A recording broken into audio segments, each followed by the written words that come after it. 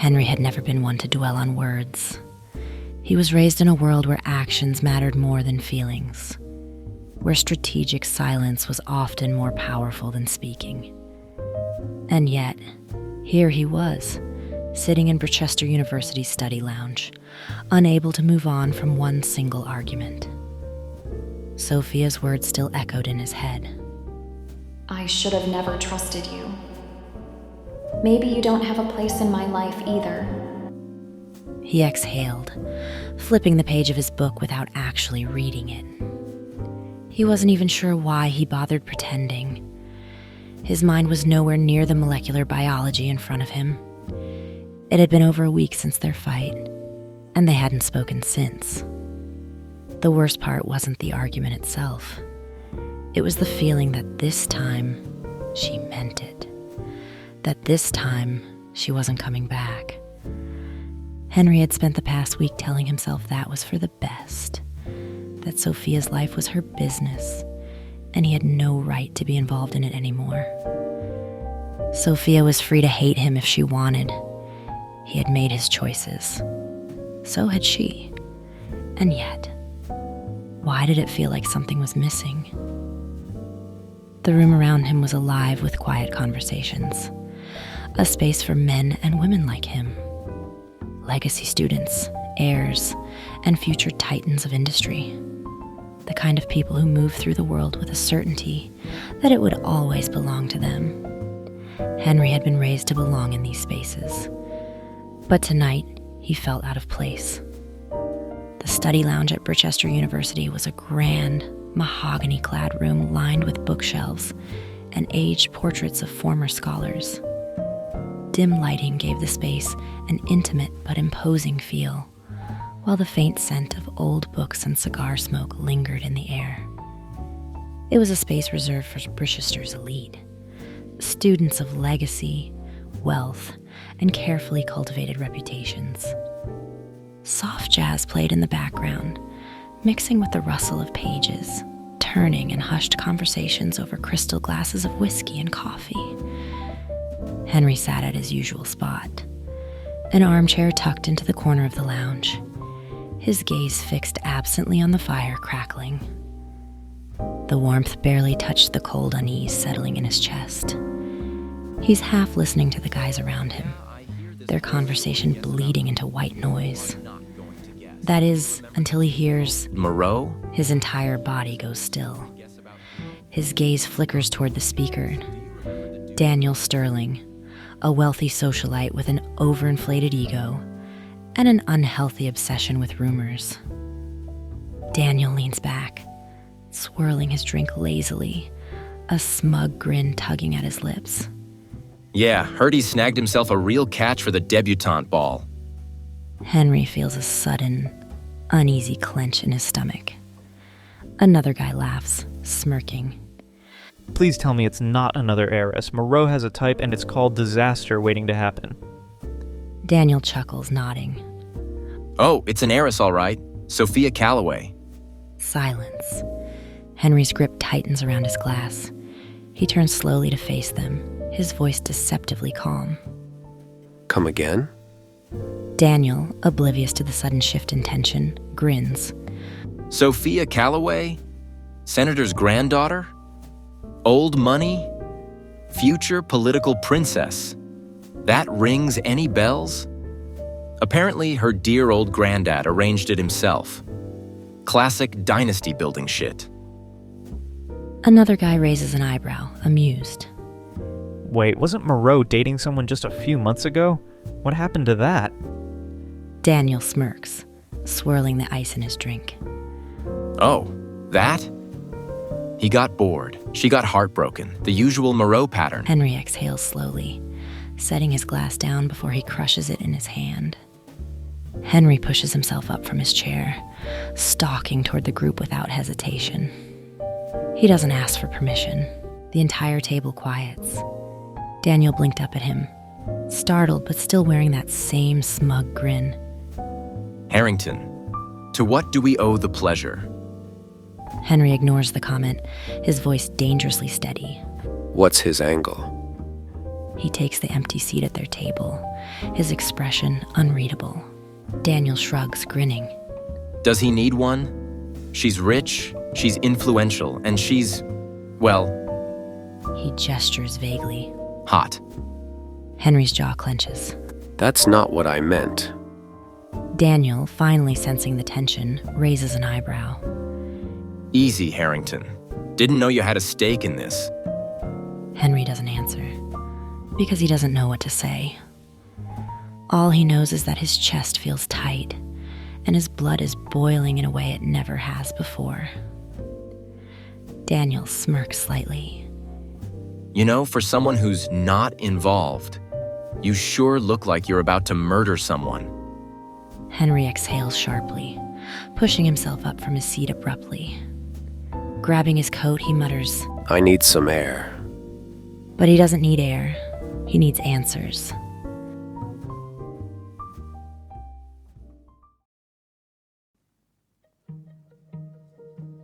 The night air outside the lounge is crisp, but it does nothing to cool the fire burning in Henry's chest.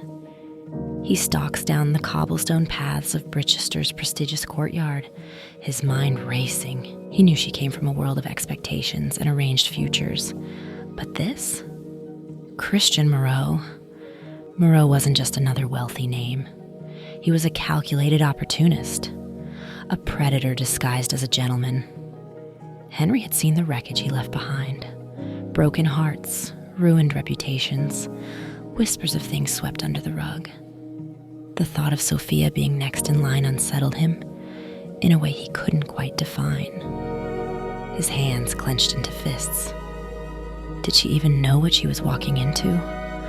Or was she simply another piece being moved across Royce Calloway's never-ending chessboard? He needed to talk to her. And soon. What the hell am I doing? It wasn't just about Moreau. It wasn't just about the Debutante Ball. This had been building for a long time. Because the truth was, he wasn't mad at Moreau. He was mad at himself. For waiting too long. For convincing himself that what he wanted didn't matter. For letting her slip away. And now, he was watching someone else walk into her life. Someone who didn't deserve her. And the worst part? Sophia might actually let him. By the time Henry made it outside, the cool night air did little to steady him. His hands were still curled into fists, his mind still reeling. He pulled out his phone, his thumb hovering over her name. She wouldn't answer, not after their last fight. But he had to try. The phone rang once, twice. Then, What do you want, Henry? her voice was cool, distant. We need to talk. A pause, then a quiet sigh. I'm busy. It's about Moreau. Another pause, longer, heavier. Then, Not your business. Henry exhaled sharply, running a hand through his hair. Sophia. I'm serious, Henry. If this is another one of your controlling bullshit things where you think you know what's best for me, That's not what this is. really? Because it sounds exactly like that. Christian is charming, intelligent, and Henry scoffs, cutting her off. And a goddamn snake, Sophia. He ruins girls like you. girls like me? He could hear her frustration building up over the phone. His voice drops, steady but firm. Good girls. Smart girls. Girls who think they're in control. Girls who don't realize what kind of man they're dealing with until it's too late. The frustration in her voice was clear now. I don't need you to save me, Henry. Maybe you should start accepting that.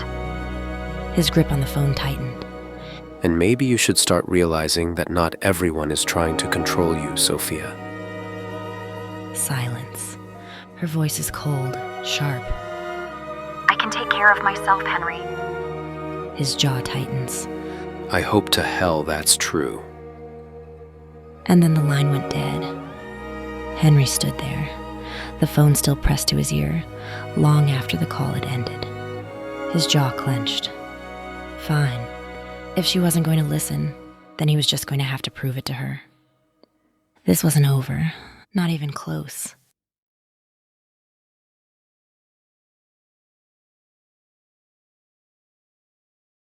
The Simmons estate is the grandest home in Windenburg's countryside, a fortress of influence, power, and old money. And today, it's filled to the brim with the social elite. A symphony of polite laughter and the clinking of champagne glasses fills the garden, where perfectly manicured hedges and marble fountains serve as the backdrop for an afternoon of carefully curated interactions. The guest list includes politicians, aristocrats, entrepreneurs, and most importantly, potential business alliances. Sophia moves through the ornate halls in a soft pastel dress, the scent of expensive lilies and fresh pastries trailing her as she navigates the crowd. She knows her role. Smile at the right people, engage in polite conversation, and most importantly, don't embarrass Royce Calloway. Sophia pauses near a group of her friends, Lydia Frost, Christopher Randall, and Broderick Velasco, who are gathered around a grand piano where a hired pianist is playing softly. Lydia, ever observant, sips her champagne slowly. You look like you'd rather be anywhere else. Sophia smirks, glancing at the room full of high expectations. Is it that obvious? Christopher chuckles. We all feel the same way. Broderick leans in slightly, lowering his voice. Though I must say, you seem to have caught quite a few eyes today. Sophia doesn't get a chance to respond because, at that moment, her gaze catches on a familiar figure across the room. Henry. Their eyes meet. For a moment, neither of them moves. The last time she spoke to Henry, she hung up the phone after their argument about Christian Moreau. His words had lingered long after she put the phone down. I hope to hell that's true. Sophia takes a deep breath. I need some air.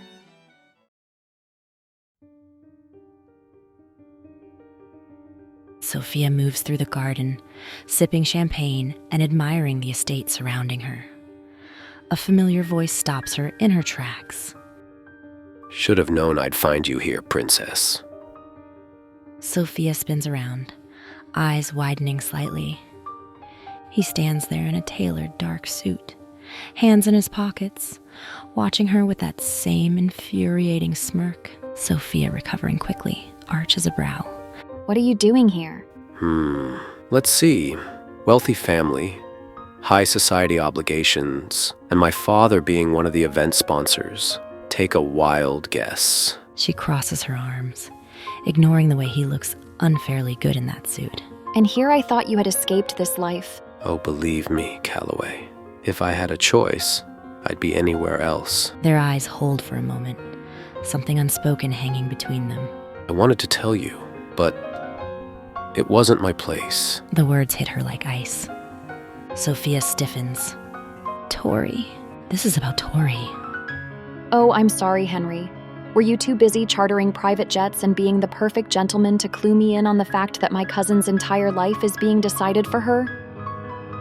I had to pick my battles, Sophia. I knew you'd find out eventually. But if I stepped in too much, I'd only make it worse.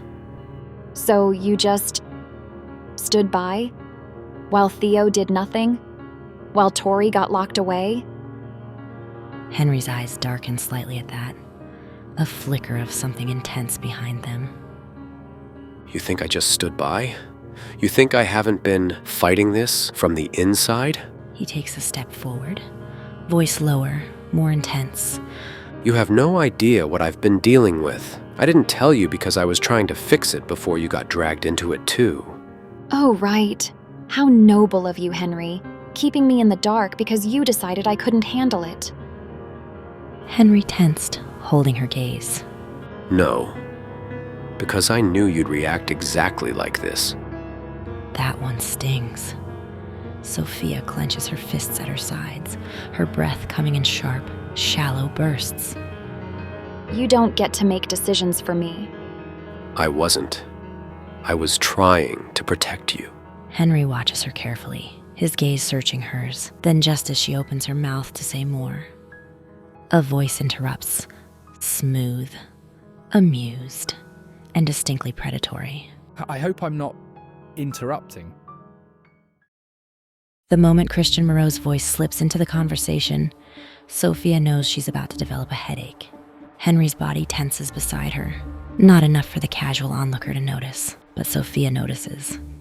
Harrington, I must say it's been far too long. Henry's jaw sets, his eyes darken. Not long enough. Sophia glances between them. There's history here, and it's not friendly. Christian's smirk grows. So, tell me, how's university life treating you? Still brooding through classes? Sulking over your aristocratic burdens?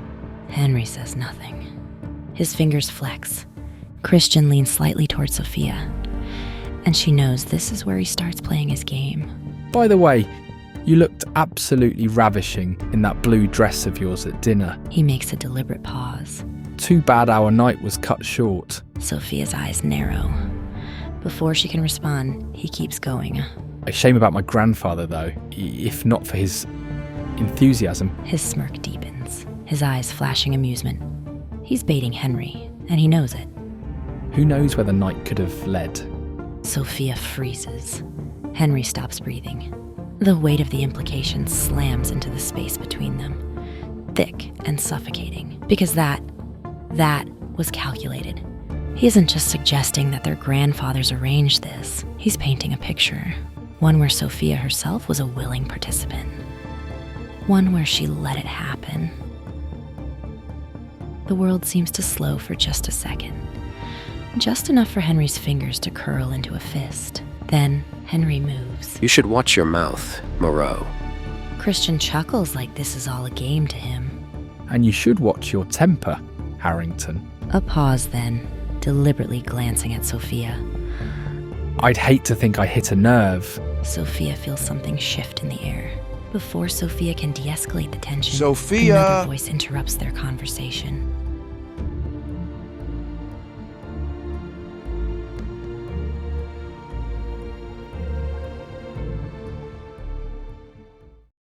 A silver spoon chimes against crystal. Ladies and gentlemen, what a delight it is to see you all gathered here today at my humble estate. There's nothing humble about the Simmons estate. Its towering columns, gilded mirrors, and sprawling gardens serve as a testament to old money power. The Windenburg Debutante Ball has long been the crowning jewel of high society, a tradition that not only honors the legacy of the past. Sophia stands near Christopher and Broderick, delicately swirling the champagne in her glass, trying not to look bored. Christopher, leaning in slightly, voice low. God, this is painful. Broderick, smirking but keeping his voice measured. You'd think after all these years she'd switch it up a little. Sophia huffs a quiet laugh but schools her features as the headmistress continues.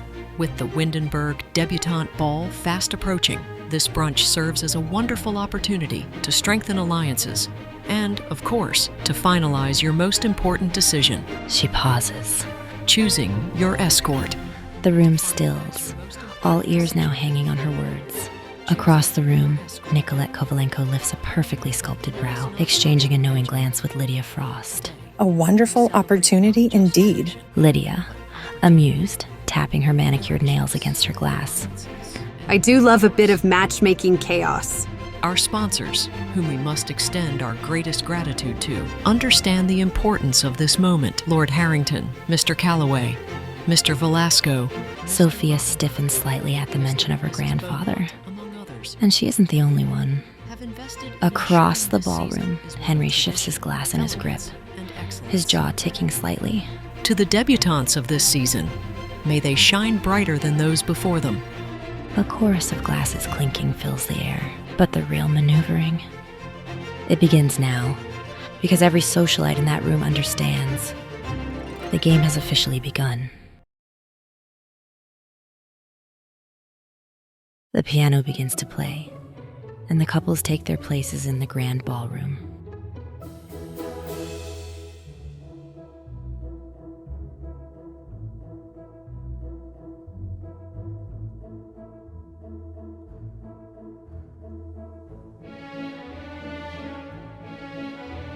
Sophia stands near the fireplace, fingers tightening slightly around her champagne glass. She hasn't had a moment to breathe since Christian's veiled insults, since Henry's outburst, since Royce's inevitable summons. Then, a familiar presence. A warmth at her side before a low, familiar voice cuts through the ambient hum of conversation. Dance with me. It's not a question. Sophia turns slightly, gaze flicking upward, and damn him. He looks so good in a perfectly tailored black suit. The crisp white of his shirt stark against the golden glow of the ballroom. He holds out a hand, waiting. She hesitates, searching his face. He's unreadable as always. A pause. Then exhaling softly, Sophia places her hand in his. His fingers close around hers. And just like that, they step into the waltz. As he places a steadying hand on her waist, and they begin to move in perfect sync, she speaks first. If you're going to lecture me about Christian again, I'd rather you just step on my foot and get it over with. A quiet huff of laughter, but his grip subtly tightens. Tempting. Sophia's lips twitch, but there's a nervous energy beneath her teasing, an undercurrent of something unresolved. Henry notices. Whatever Christian implied earlier, it wasn't true. Henry doesn't react, simply spins her effortlessly across the floor, candlelight flickering in his stormy gaze. I know. She blinks up at him. You believe me? He exhales sharply through his nose. Sophia, I wouldn't believe a word that came out of Moreau's mouth if he swore it on the crown jewels. A weight lifts from her chest. And yet, something about Henry's certainty unsettles her. Because if he already knew Christian was full of it, then... Henry, Christian talks a lot of nonsense, but at dinner... She pauses, shaking her head slightly. His grandfather. Henry's grip on her waist stiffens. She swallows, voice lower now. He was, inappropriate. Henry's entire body goes rigid. His grip on her tightens just slightly, though not in a way that hurts. Just enough to make her aware of the sudden shift in his mood. What? Sophia glances around, voice lowering. It wasn't... I handled it, but it was uncomfortable. His eyes darken, expression sharpening into something lethal. Uncomfortable. Sophia watches the way his fingers twitch against her waist, like he's barely holding himself back. Henry, don't... Why didn't you tell me sooner? Sophia huffs, rolling her eyes slightly. Oh yes, because what I really needed after that night was an overprotective Harrington-shaped headache. Henry doesn't even smirk at that. His jaw clenches tighter. Sophia swears she sees something flicker behind his eyes. Something sharp, unyielding, possessive. She doesn't know why that makes her pulse quicken. His voice drops quieter now, but still simmering with tension. I mean it, Sophia. If he or his grandfather ever... He exhales sharply, running his tongue along the inside of his cheek before shaking his head slightly. They won't. A promise. A threat. Sophia looks up at him, lips parting slightly. For a moment, she forgets they're dancing, forgets everything. I know how to handle men like him. Henry's jaw tightens. I think you shouldn't have to. And just like that, the tension shifts again. Because this isn't a battle anymore. It's something far more dangerous. Something neither of them can afford.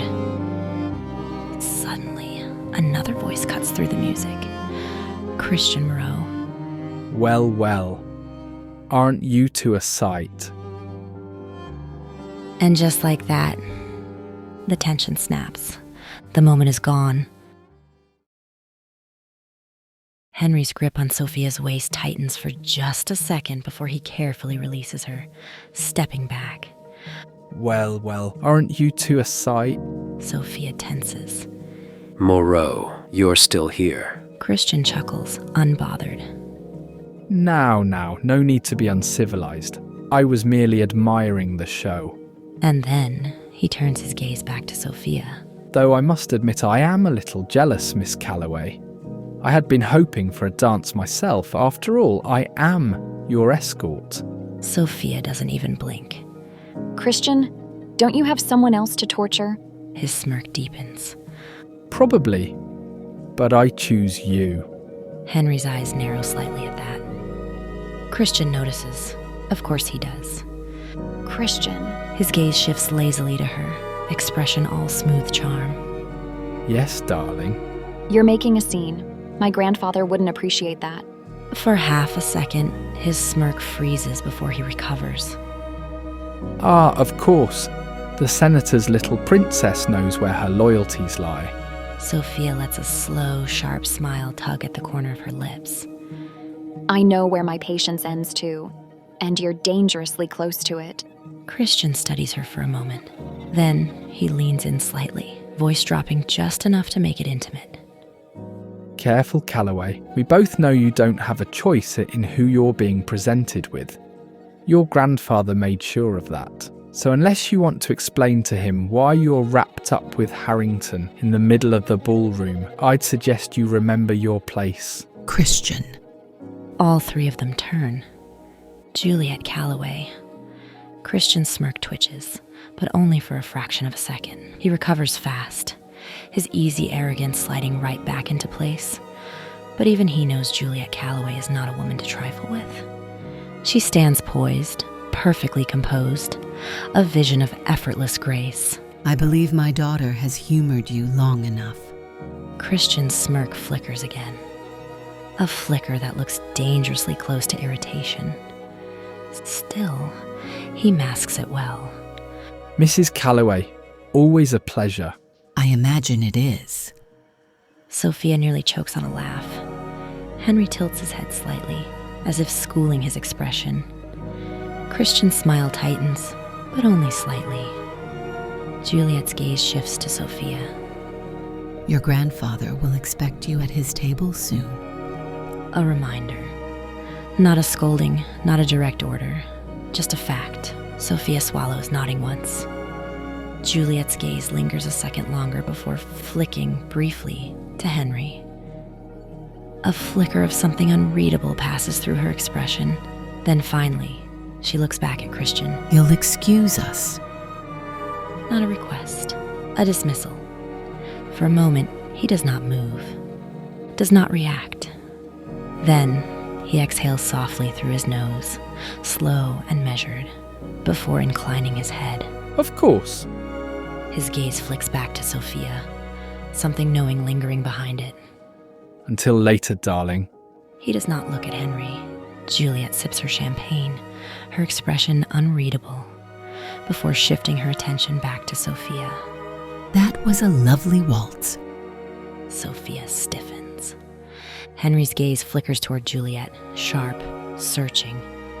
You saw? Juliet hums, thoughtful. I see many things. A beat. She lowers her glass. Be careful who you let see the things you don't say. The words are deliberate, carefully chosen. A warning, but not the kind meant to dissuade her, the kind meant to prepare her. And for the first time in a long time, Sophia doesn't quite know what to say.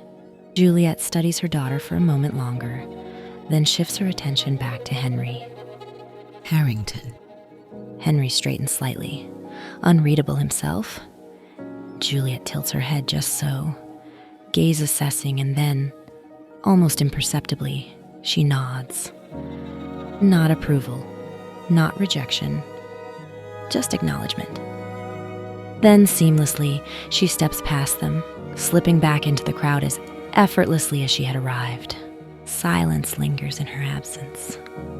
Henry exhales softly, running a hand through his hair.